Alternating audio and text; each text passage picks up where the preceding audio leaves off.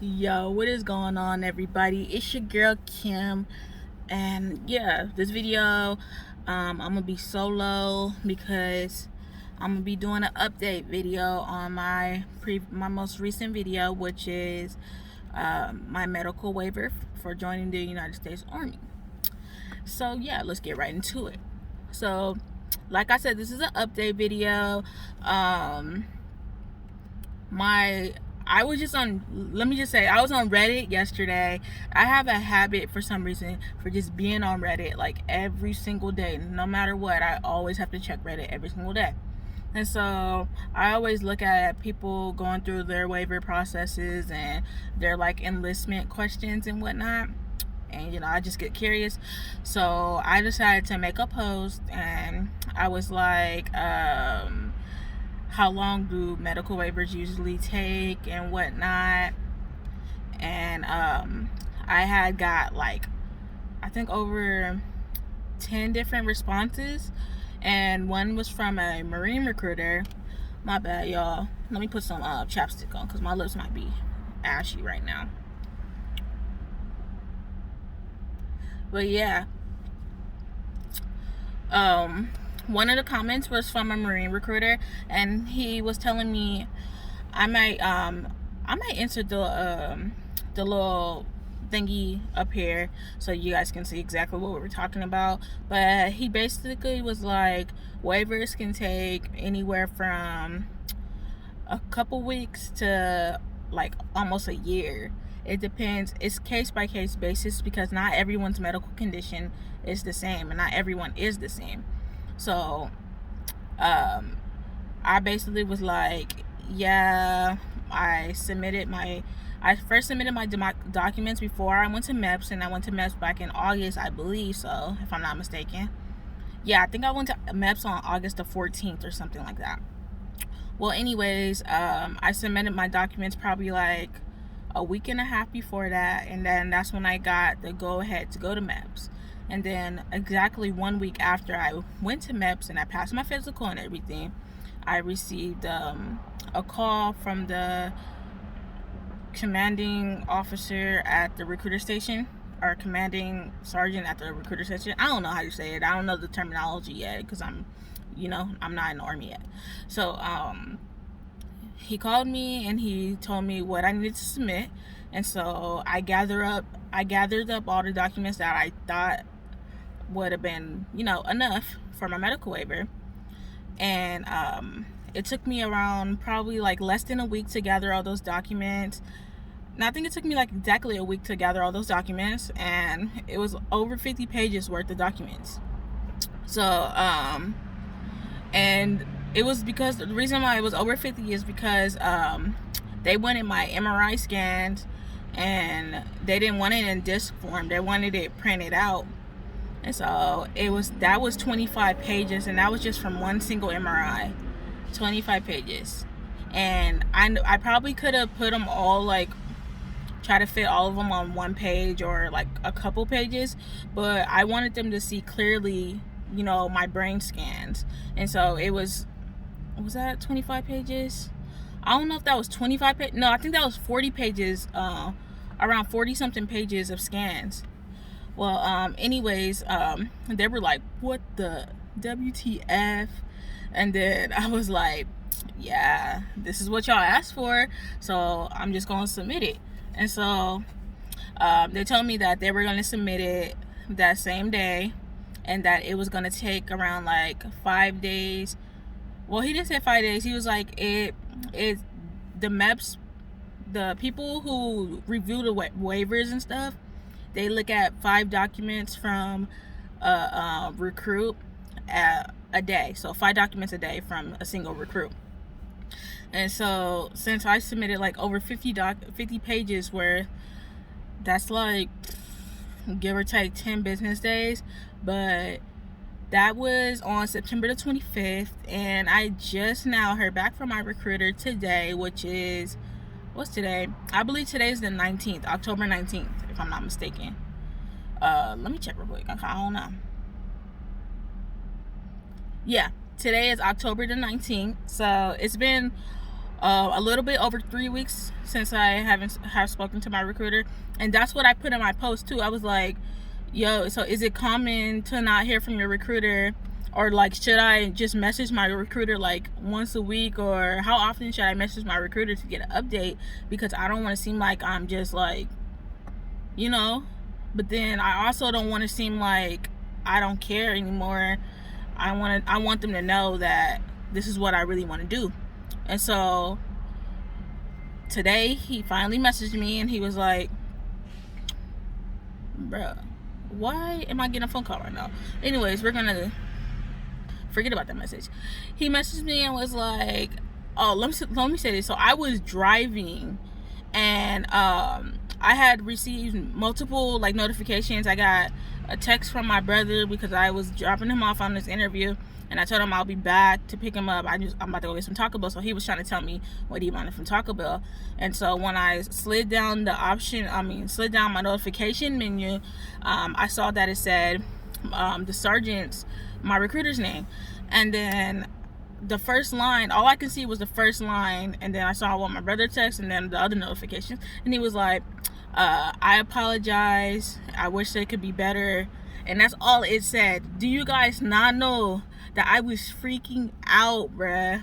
Like, I was like on this narrow 2-lane road, so you know, one to come this way, one to go that way. I was on this 2-lane road trying to get to Taco Bell, and I was looking for spots to pull over, and then I was like, bruh, this is really like, I'm nervous because like my little heart was devastated. I was like, and then Patty had called, and then I told her, I was like, yeah, my recruiter sent me a message, but I can't see, but I think it's bad, and I think I got denied my waiver. And so I finally pulled up to Taco Bell, and then I read the message, and then basically the message was just saying, I was like, bruh, the message was just saying like, oh, I apologize, but they send back your waiver, and they're requesting more documentation from your surgeon that did your surgery. They want to know the prognosis. They want to know why he gave you a clearance letter without giving you an exam, and they want to know if there's any follow-up appointments that's needed and whatnot. So I was texting my recruiter, and I was like, well, the neurosurgeon, he told me that he did not want to see me in the office at all. He didn't want to do a phone appointment with me or anything. So like, I don't know what to do. So that's what I was telling my recruiter. And then he was like, well, just see if you can call down there and talk to the receptionist and explain to her the situation and whatnot. And so that's what I did. I immediately called the receptionist. The first time I called, I was on there for like 20 minutes, and then the line rang, and then it just hung up. Like, there was no, I was like, hello, hello, hello, and now I hear dun, dun, dun, well, whatever the noise is. And then I called back, and it took like 30 minutes for her to answer the phone, but she was like the nicest person. And so I explained to her my situation. I was like, I know I called like a few times over these last couple months because I'm really trying to enlist into the military, and like, I really need this note from my surgeons, you know, stating this, and this.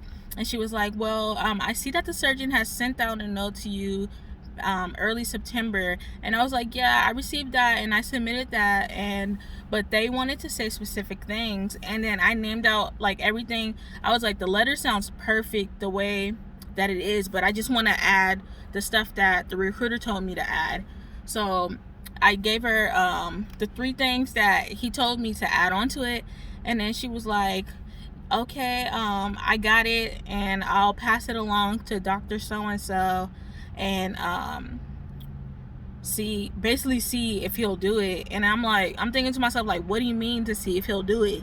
He better do it, because I'm not asking for an appointment with you. I'm asking you to just write me a letter so I can freaking be done with you for good. Like, there's no hate between us. Like, you're a cool surgeon. Like, you freaking saved my life. Wait, I wasn't dying, but you feel me? So there's no hate, but I just need like you to get the ball rolling and just give me my documentation that I need. You feel me? So she was like, but yeah, it should take 7 to 10 business days to receive the letter. And I was like, okay, that's fine.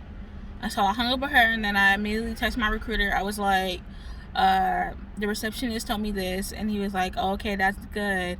Just let me know when you receive it. And so I was like, okay, I'll just bring it down there when I get it.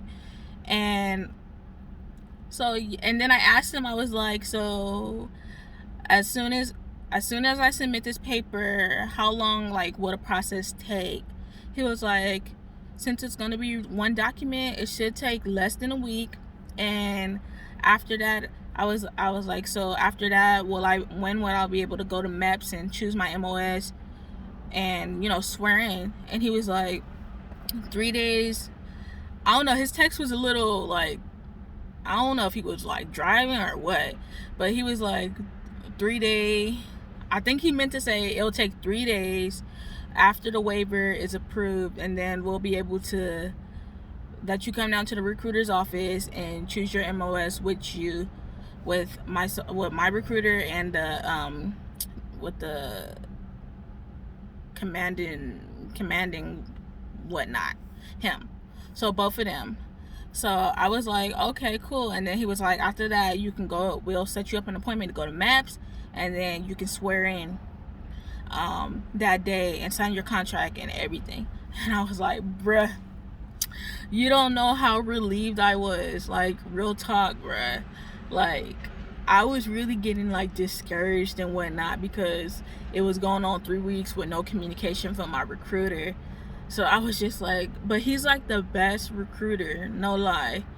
So that's why I was worried when he didn't respond for 3 weeks, because I've heard of the stories of recruiters ghosting recruits for like whatever reason, like if they deem like their waiver is too hard to do and whatnot. So I thought that was happening with me, but that was not the case, and I was excited. And yeah, so that's my little update. Oh, the doctor's office had called me back probably like, I think an hour ago. They just called me, and then it was another lady, and she was like, so this is the information. I'm just gonna copy and paste it onto the letter that's already on there, and then I'm gonna have the doctor sign it. He can't sign it today because he already went home. Then he has a surgery tomorrow, so I'm gonna get him to sign it after his surgery. And I was like, oh my goodness, yes, dude, because I am really trying to leave. Like, you guys don't understand. I'm about to be in my late 20s, bruh.